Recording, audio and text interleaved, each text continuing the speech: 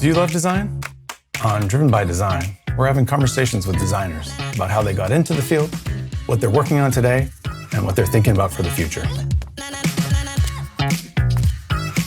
Curious? Then get in. Hi, I'm John Hamilton, and this is Driven by Design. Today's guest is James Ludwig.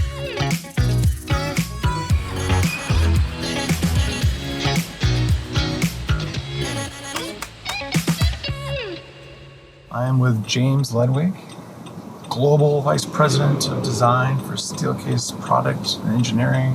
Something like that. Oh, have we known each other? We've known each other 20 years. 20 years. So why'd you become a designer? After I tried studying engineering for a couple of years and couldn't find much happiness in that specific kind of field of study where I was studying it. You know, it was one of those things where I'm dropping out of college or I'm going to find something to study, and I read the course book cover to cover, and I came upon industrial design in the course book, and I read it. I'm like, that's what I've been telling everybody I wanted to do. So I switched the next day, and I remember the people at the engineering department said to me, you know, you can never come back. And so then I went over to the design department. I'm like, hey, I want to switch. I want to transfer out of engineering into industrial design. And they said, you know, you can never go back. So I think it was a little bit of that crisis of confidence in the profession at the time, which was in the mid 80s. You know, I think it's a tension for us as designers because I think you have your gut instinct. Yeah. And I think often I'm ready to be like, oh, my gut tells me this is the right thing to do. And you have to defer that for a while and then be surprised. And I think I still think it's great when you're surprised. Yeah. Oh, I didn't see that coming. Well, that's what's great, I think, also with working with a team. Yeah. Versus working in isolation, right? Then you let other people surprise you as well, right? And I think that's sometimes, it's interesting, you know, sometimes I used to think it took a strong ego to work alone. I think it takes one to work in a team. I think that's actually, for me, a different type of ego. And it's even a stronger ego. Yeah. And an ego that's not about arrogance as much as being open to other ideas and accepting other points of view. And then you're like, I'm strong enough with my ego that I'm okay. I can listen to different points of view, right? Yeah. The best dialogues are when two people are actually convinced of their positions and feel confident about them. They can actually not feel threatened by the other's perspective. You're kind of a different animal in the sense that you have an architecture degree and a design degree. That's right. Yep, engineering dropout, a design degree, and an architecture degree. Yeah. And when you were in Berlin, you were doing architecture and then teaching design. So no, it was kind of funny because, you know, Germany's like the land of the Bauhaus, where you think all this interdisciplinary stuff happens. So then I was over there and I had finished my Fulbright, and I started teaching in both departments, the industrial design department, or the design department, and the architecture department. And people are always like, well, which one are you? I'm like, well, I'm both. I'm like, it's kind of like this suspicion. You can't be good at anything unless you specialize. And I always found that to be really interesting. Because again, I thought it was like, hey, you know, there were poets who were doing sculpture and sculptors who were doing, you know, stage sets, and right? Yeah. It brings up a really interesting point, and I have been thinking about this. Sometimes it's sort of like being a victim of our own success as designers. And like, at what point are you able to evolve and move on? So I could even I'll give you an example. There's whole countries and cultures. I sometimes wonder, like, these cultures that have a modernist design tradition, you know, are they a victim of their own success in the fact that can they move on when society is so digested a specific kind of a way design and architecture should look? I think sometimes the question isn't when did you become a designer? It's like, when did you realize you were a designer? When did you realize that you were a designer and that's all you wanted to do? Right? I mean, and that's kind of what we're talking about. I think that's some of the most important questions. I mean, because you adopt there's a whole thing that goes along with this. It's not just a title or a job description.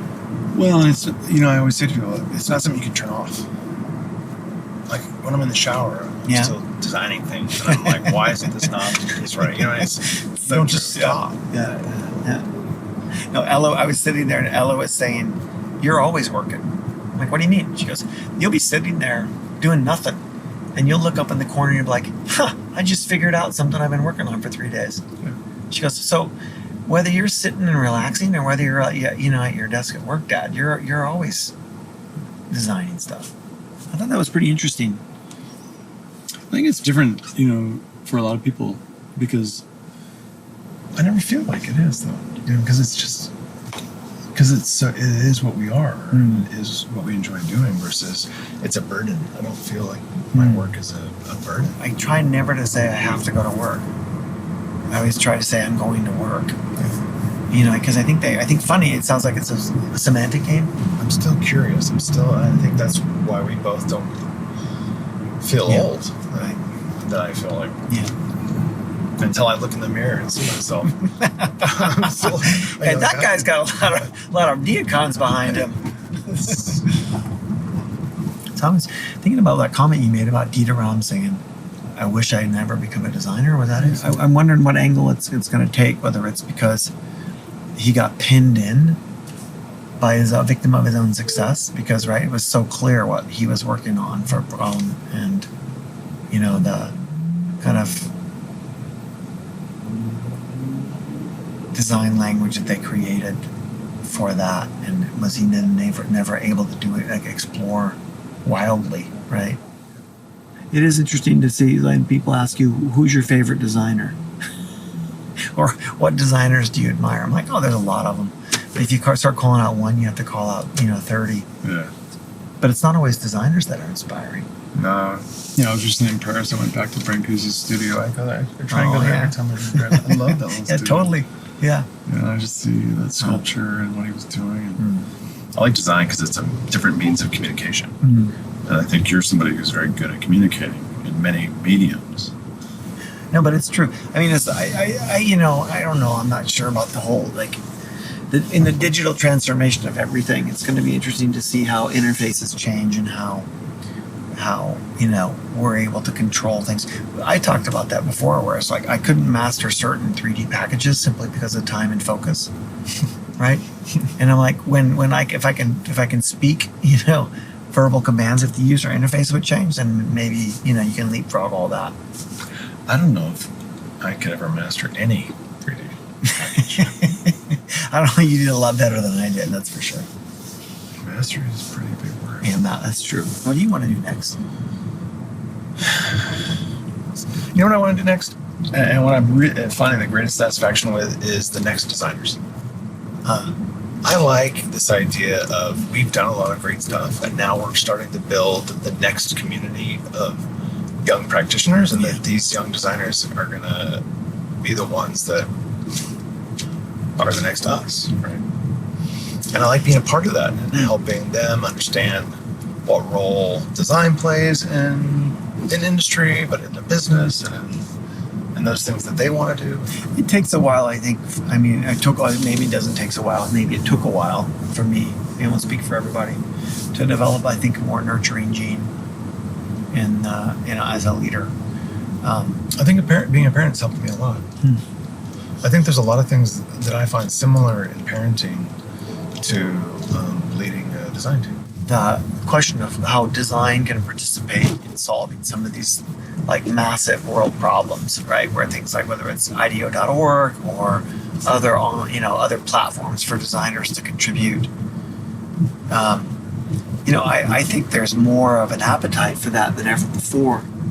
And one can't run around trotting out this notion that design thinking is super competitive super necessary to be competitive as a business in the future, and not think that you could apply that to some of the larger called world's meta problems. Maybe that's part of that whole future of design.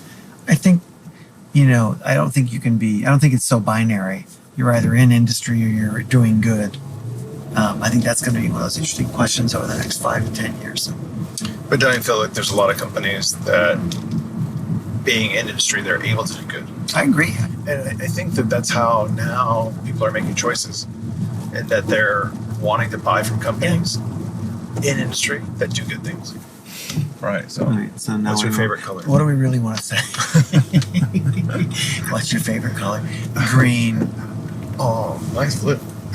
Oh man, see, I knew we'd find something that would end this relationship. that'll be episode 2. That's it for Driven by Design. Thanks for watching and see you next time.